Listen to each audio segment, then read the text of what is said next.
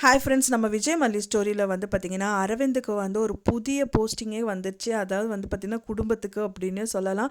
So இப்போ வரைக்கும் அவங்க வந்து சும்மா பிரதர் அப்படிங்கிற மாதிரி தான் வந்து விஜய் சொல்லிட்டு இருக்காரு. அரவிந்து வந்து ஒரு பிரதராக தான் விஜய்க்கு ஹெல்ப் பண்ணிட்டு இருக்காரு. ஒரு ஃபேமிலியில் ஒரு மெம்பராகவே ஆயிட்டார் அப்படின்னே சொல்லலாம். ஸோ அதுக்கான தகுந்த போஸ்டிங் கொடுக்கணும்ல. ஸோ அதுதான் வந்து பார்த்திங்க அப்படின்னா மாப்பிள்ளை அப்படிங்கிற மாதிரி ஒரு போஸ்டிங் மல்லி கொடுத்துருக்காங்க. ஸோ என்னடா அது மாப்பிள்ளை அப்படின்னு சொல்லி பார்த்தீங்க அப்படின்னா யாரை கல்யாணம் பண்ணிக்க போகிறாங்க அப்படின்னு பார்த்தீங்கன்னா நம்ம ரஞ்சிதாவை தான் அப்படின்னே சொல்லாமல் சொல்லிட்டாங்க அப்படின்னே வந்துட்டு எபிசோட்ஸில் காமிச்சிட்ருக்காங்க. மெயினாக ப்ரோமோவில் வந்து மல்லி சொல்லிட்டு இருக்காங்க. பட் மாப்பிள்ளை அப்படின்னா வந்து யாரை வந்து குறுக்கிறது அப்படின்னு பார்த்தீங்கன்னா ரஞ்சிதாவுக்கு ஹஸ்பண்டாக தான் இருக்கும் அப்படின்னு தான் எதிர்பார்க்கப்படுது. ஏன்னா அவங்க வாயிலிருந்து வரல. பட் ஆனால் வந்து மனோகர்கிட்ட சொல்லும் போது கூடி விரைவிலே வந்துட்டு விஜய் வந்துட்டு வெளியில் கொண்டு வரணும். அவர் எப்படியாவது வந்து இந்த கேஸ்லேருந்து வெளியில் கொண்டு வரணும். அது வந்து அவர் எந்த தப்பு பண்ணலை அப்படின்னு சொல்லி கொண்டு வரணும். அதுக்கான நேரம் வந்து ரொம்பவே கம்மியாக இருக்குது அப்படிங்கிற மாதிரி சொல்கிறாங்க. அப்போ தான் மனோகரும் கேட்குறாரு. ஸோ சொல்லுமா என்ன பண்ணணும் உனக்கு அப்படிங்கிற மாதிரி கேட்குறாங்க.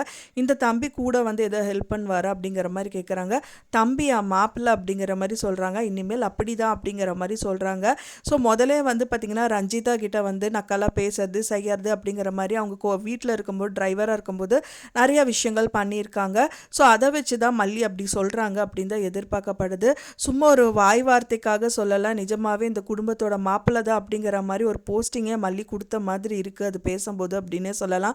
ஸோ அது மட்டும் இல்லாமல் வந்துட்டு மனோகரும் வந்து தீவிரமாக இறங்குவார். ஸோ எப்படியாவது விஜயை வெளியில் கொண்டு வரணும் அப்படிங்கிறதுக்காக அதாவது அவங்க பொண்ணு பண்ண பாவத்துக்கான தண்டனையாக வந்துட்டு தான் இந்த மாதிரி விஷயங்கள் எல்லாமே வந்துட்டு புண்ணியம் பண்ணணுங்கிற மாதிரி பண்ணிட்டு இருக்காங்க. கூடி விரைவிலே வந்து பார்த்திங்கன்னா ரஞ்சிதாவோட மைண்டு மாறணும் அப்படின்னா ஒரு நல்ல பர்சனால் மட்டும்தான் முடியும். ஸோ அந்த நல்ல பர்சன் யார் அப்படின்னு பார்த்தீங்கன்னா நம்ம அரவிந்த் தான். ஸோ அரவிந்த் மூலியமாக அவங்க 2 பேர் கல்யாணம் பண்ணி வச்சுக்கிட்டாலே அரவிந்தே வந்துட்டு ரஞ்சிதோட மனசை ஃபுல்லாக மாற்றிடுவார் அப்படின்னு சொல்லிட்டு மல்லி நினைக்கிறதா கூட இருக்கலாம். ஸோ இதுவும் கேட்கறதுக்கு ஒரு நல்ல விதமாக ஒரு விஷயங்கள் இருக்குது. நடுவுலையே இந்த மாதிரி காட்சி காலம் எல்லாமே வந்துட்டு மல்லி எபிசோடில் காமிச்சிட்டு இருந்தாங்க. அதுக்கப்புறம் இந்த சந்தர்ப்பமே அமையாமல் போயிடுச்சு. மெயினாக மல்லி அண்ட் விஜய் அவங்க எப்படி வந்து அவங்க ஃபேமிலியில் ஒன்று சேருவாங்க அப்படின்னே போயிட்டு இருந்தது.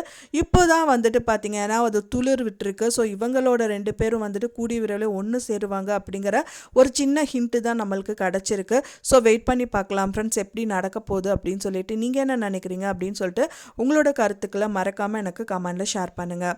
நான் சொன்ன இந்த தகவல் உங்களுக்கு பிடிச்சிருந்தா ஃப்ரெண்ட்ஸ் மறக்காமல் லைக் பண்ணுங்கள், ஷேர் பண்ணுங்கள், கமெண்ட் பண்ணுங்கள், சப்ஸ்கிரைப் பண்ணுங்கள். மேலும் இன்னொரு மல்லி சீரியல் அப்டேட்டோட நெக்ஸ்ட் மீட் பண்ணுறேன். தேங்க்ஸ் ஃபார் வாட்சிங் வீடியோ ஃப்ரெண்ட்ஸ். நெக்ஸ்ட் வீடியோவில் பார்க்கலாம்.